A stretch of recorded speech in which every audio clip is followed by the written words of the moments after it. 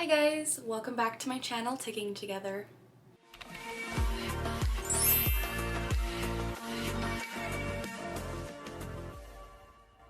As always, the goal of this channel is to provide education about and to raise awareness as to what it's like living with Tourette Syndrome.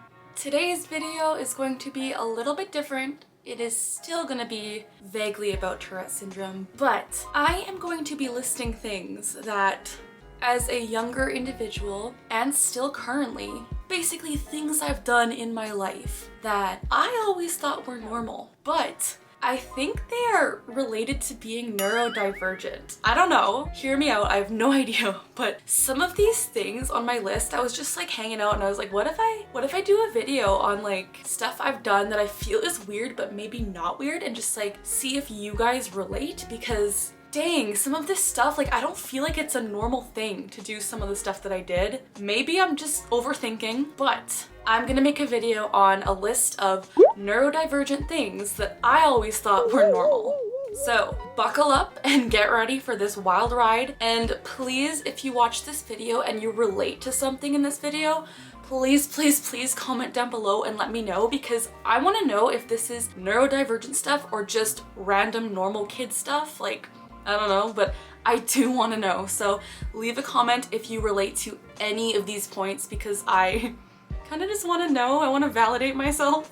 So let's get into it. Number one, I'm pretty sure this is a key neurodivergent thing, but repetition and hyperfixation. So going back to my childhood days, I don't know if you guys know this, there was a movie called Beethoven. It was about Saint Bernard. There was, I think, like a bunch of them, a bunch of movies, but I got a VHS of Beethoven 1 and Beethoven 2, and I was obsessed. Like, I think I was even like 5 years old and I just watched it over and over. It was the only movie I would watch, and I probably could have quoted it word for word. I knew every single part about the movie. I was obsessed with this movie, but I just could not stop watching it. It was the best movie. It was the only movie I wanted to watch for years. And I mean, I know kids get their favorite shows, but like this was a little bit of an unhealthy obsession, I think. It was like the only movie I would ever talk about, and if I had to pick a movie to watch, it was always Beethoven, and I was just emotionally attached to that Saint Bernard, even though he was on TV. Next in this category is getting like ridiculously obsessed with one thing and like really doing research on it, like trying to know everything about it, and then just forgetting about it like 4 days later and moving on to something else. I don't know if this is normal, might be normal, but I'm just like, is that a thing that normal people do? Like, I genuinely get ridiculously obsessed with things. Like, I'll talk about this in a later point, but if I get something in my head, it is all I will think about. I can't think about anything else. This thing, it is just, it consumes my whole brain. And yeah. And so like sometimes the obsession will last for years, like the Beethoven one, but other times it'll last like hard for a solid week or 2 weeks, and then it just goes and I forget about it. But is that normal? This is another one that goes into the first category, which is order. Order matters. An example of this that I can tell you guys is at my family kitchen table, we have our spots. So I have a seat at that table. I've gotten better over the years at like kind of moving to different seats, but this seat is my seat. And I literally, when picking this seat, I remember I was probably like 7, 6, I don't know. I've had this seat my whole table life, and I literally meticulously planned every kind of area around the kitchen to make sure this seat would be the seat. For example, at my seat, I can see the entrance to the kitchen. I can see both windows. I can see everything. So I feel like I know that I'm safe, if that makes sense. And if someone else is in my seat, like I said, I'm getting better, but oh, that seat is my seat. Even my family has this joke that we have our happy seats and our mad seats. And dang, if I'm in my mad seat, I'm not a happy camper, so. But yeah, I don't know, is that normal? I know having seats is normal, like having a certain space is normal, but is like literally planning it and like looking at angles and different like things around the kitchen and being like, is this the ideal seat that I'm gonna have to sit in for the rest of my life? And then literally sitting in it a certain way and just being like everything in order. Is that, hello? Okay, point number 2 is food related. Food. Hear me out. Okay, so my whole life I have been told that I am the pickiest eater. Like picky, picky, picky. Carly, why the heck don't you eat normal people food? Sorry, I'm ticking. For my examples, I don't eat vegetables or fruit. The only vegetable I eat is corn on the cob because I don't mind it and I'll put a lot of salt on it, so that's gross, but whatever. I have never been able to eat normal people food. And if someone makes me try a different food without me like consenting to it or being the one to suggest it, which I never suggest it, but if I did, if someone suggests me to try new food, I will literally have a panic attack. I will cry, I will gag, I will just not be able to swallow, I will think about it nonstop and just obsess over like freaking out over this new food, and it is just not good. If someone actually like forces me to try it, I will not swallow it. Like my throat basically closes and it's just like, nope, I'm just gonna sit here with the food in my mouth, either spit it out or just keep it in there and not swallow. All of this is related to texture, color, smell, appearance, like just anything to do with the physical, the senses, anything to do with the senses. With certain food, I just, For example, if I was forced to eat a salad or suggested to eat a salad, I would literally cry. Like, I can't get over the fact of different like vegetables and like lettuce and the sound it makes when you eat it. Another thing, bananas. Oh, bananas terrify me. Like, I think I would rather be stabbed with a needle like 3,000 times, and I hate needles, but like, I would rather do that than eat a banana because even the smell of them, like if my mom's making banana bread and I smell it, I will literally stay in my room, close the door, like put my head in my pillow because I'm like, if I smell that banana, I will panic. Like it is terrifying to me. Like certain food is literally terrifying. And like I genuinely mean that this food, like a lot of food scares me. And I'm not even kidding, like food, I just have, I only have like a very few safe foods. And most of the food I like is just plain or has a lot of sauce on it to cover certain tastes and textures. I'm also not a super huge fan when things touch on my plate. Hence why I hate salads probably, because it's just a jumble of stuff. But like, I'm getting better at things touching, but just the idea of yeah. And one more thing with food is like I said, like when something is in my mouth and I'm chewing it, if it sounds wrong, no, I will not eat it. I will not even swallow it, even if it's a food I like. Say I'm eating a cheeseburger and for some reason it has an onion on it. If I hear that crunch of the onion, I will not eat that bite. Cheeseburger gone. I sound ridiculous. Do you guys understand? The next point is eye contact. So this one's a little bit odd because I'm better at it now, but I remember like as a child, people are like, at job interviews and like meeting new people, eye contact is so important. Like you need to maintain eye contact. And so I was like, okay. And I literally like would give creepy amounts of eye contact. I would just look at people and be like, yeah. And I just would not stop looking at them. I wouldn't look away like normal people do because I was told to look people in the eye because it's professional, and not looking at people in the eye was weird. So I would just look people in the eye. Like I said, I'm a lot better at it now. I glance around now. I had to learn how to do that, but like before I would just like laser beam vision on you, and that's kind of creepy. So I know it's typically the opposite and people usually like struggle with eye contact, but I would just give too much. Next point is sound and noises. So this is probably more normal than I think, but loud noises actually pain me, like physically. If someone is yelling or if the music is too loud or if there's just loud, I shut down and I just can't deal with it. I mean, I do enjoy listening to loud music sometimes. Like I said, I've gotten better at a lot of these and I can kind of tolerate loud music, but yelling and screaming and just loud noises that I'm not expecting literally cause me pain, and it's like, I don't know how to describe it. Like it's actually painful. It feels like I'm getting like stabbed or something, but it's actually just noise in my ears. I don't know. I really love being in quiet and like having sound on my own accord and just, yes. Okay, the next point is not knowing when to stop something. This kind of goes back to the hyperfixations one, but like if I think of something and I want to do it, I will talk about it for like 40 days straight and plan it all out and like not stop talking about it. I will obsess over things until it's just like either I do it or it passes. The thing that bothers me the most is that if I get an idea, like I literally have to do that idea as soon as possible, like now. And even with my YouTube videos, like if I get an idea, even if it's at 3 in the morning, I will get ready and make the video because I'm like, I gotta do this now. And like, if I weren't able to do it, I would panic until I could do it because I think the idea is so great and I just want to do it and get into it because it's like, I need to do this idea.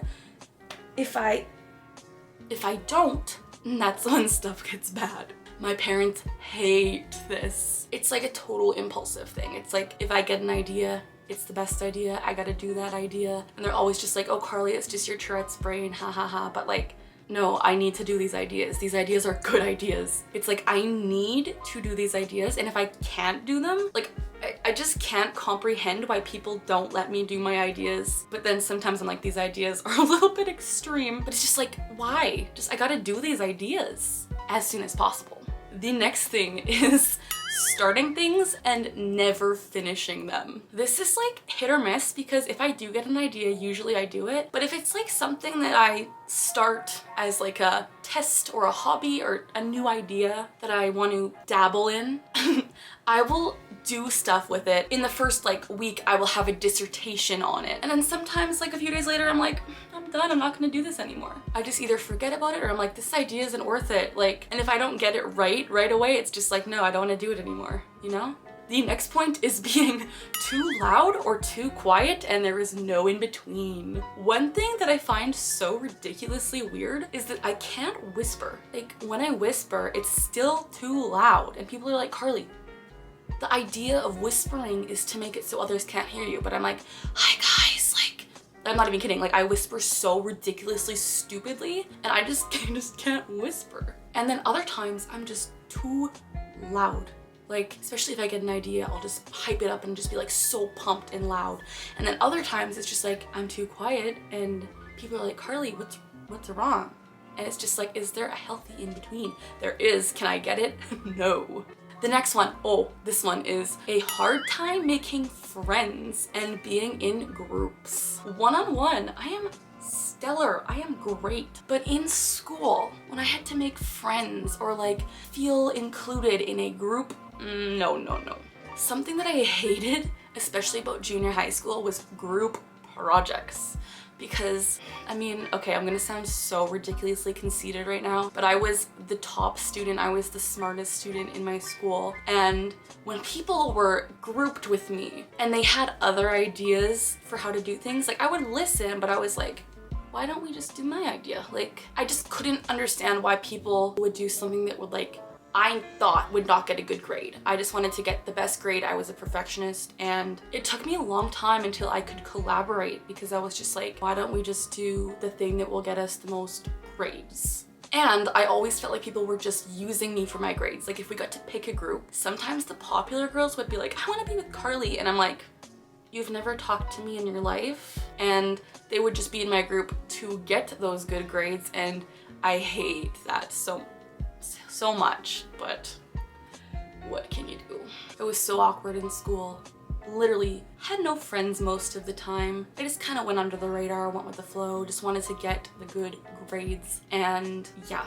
And then another thing is being in groups, as I mentioned. When I'm in a group situation and have to talk to people, I can, but I'd rather just listen. And when I'm with a lot of people, I just feel like I get so overwhelmed that I just kind of go into a little, like, you know? And at work, my managers have even been like, Carly, can you like participate in the group discussions? Like, and I want to, it's just, I just can't. I'm really good one-on-one. I love one-on-one. The next thing is remembering stupid things. I can literally remember conversations word for word that I have had years ago, and it feels like they just happened yesterday. It's so weird. I also remember like random numbers, like locker combinations from like 10 years ago, and random dates, and just things that don't matter. They're up here and I can just recall them at any time. The next thing is excitement and frustration. So over the smallest things, I get so excited and I'll start shaking and it's like, oh my gosh, this needs to happen now. And like, I know people get excited and like they have countdowns for certain things, but like if something doesn't happen now and I know it's gonna happen, it's just like physically, I get so upset because I just want it to happen now. And with frustration, if something goes wrong, like even if it's the smallest thing, it can ruin my whole day and I'll just be so mad the whole rest of the day. And it's not even like extreme anger, it's just like I'm upset over the dumbest things. Especially if I try something and I can't get it right the first time. Anger, frustration for the whole day. The next one again goes back to school. It was being the smartest student. I was literally given awards for being like, you're so smart, like congratulations, you have a 95 average, like, and meanwhile I couldn't even make friends. Like, what? How is that smart? All I cared about was like getting good grades. That's all. The next one is obsessions with people. If I find a person that I like, and I'm like, this person is comfortable, this person gets me, I will do whatever it takes to hold on to that person. It's like, oh, you're my safe person, I thank you. Like, I will literally buy you snacks, like if you stay, like please just stay. Even if it hurts me, I'm like, no, you need to stay. Like, you need to stay, do not leave. It's like if I lost them, I would lose me, if that makes sense. And I find it physically painful when someone leaves or if I have to leave someone. It's just like, why can't we just be together and like figure it out, you know? I don't know. When I find a person who is safe or someone I relate to, I will do whatever it takes for them to stick around. My next point is collections. I have a slight ridiculous obsession with collecting stupid things, mainly stuffed animals. I will go out of my way to buy a cute stuffed animal and I'm like, I need this, I need this, I will do so much with it. And then in reality, it just sits on my shelf and I'm like, I just have a hard time parting with things. It's not like I'm a hoarder, but like I just have so many stuffed animals and I don't want to get rid of them. I have so many just random things that I'm like, I need this. And I promise mom I'll do so much with it. And then it's just like, it just sits there and I never see it again, but I need it. I don't know.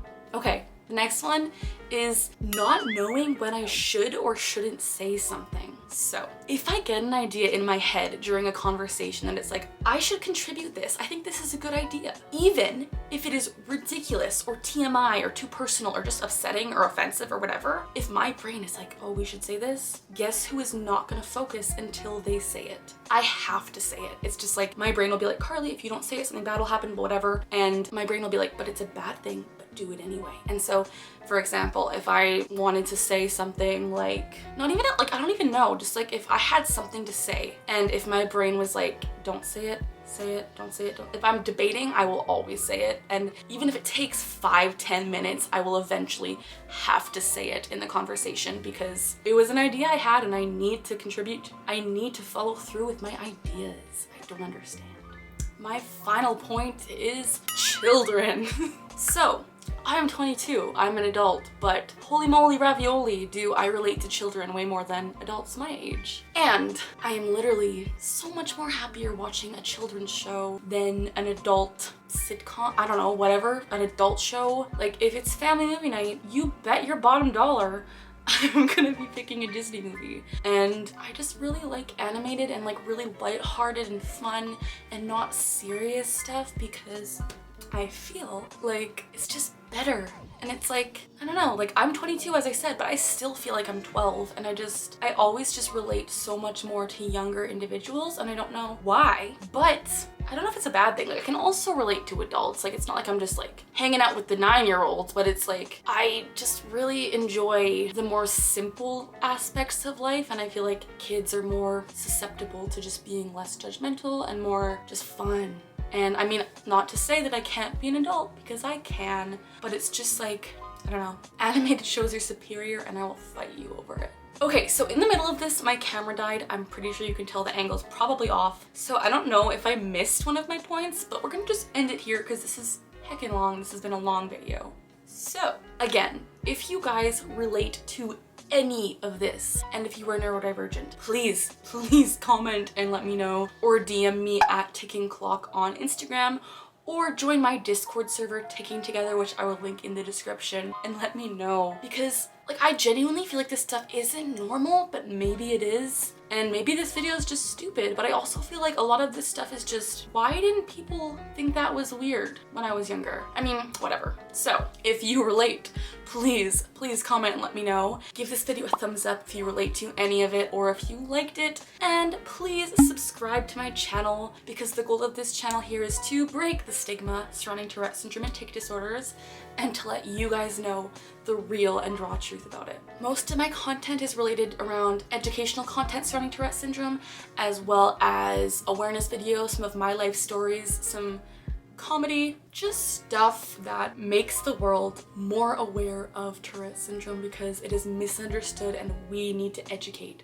So subscribe if you want to help me with my journey of breaking the stigma. As always, we're learning together, we're laughing together, and we're ticking together. Have a wonderful evening or day or wherever the heck you are, and stay safe, and I'll talk to you guys later. Bye!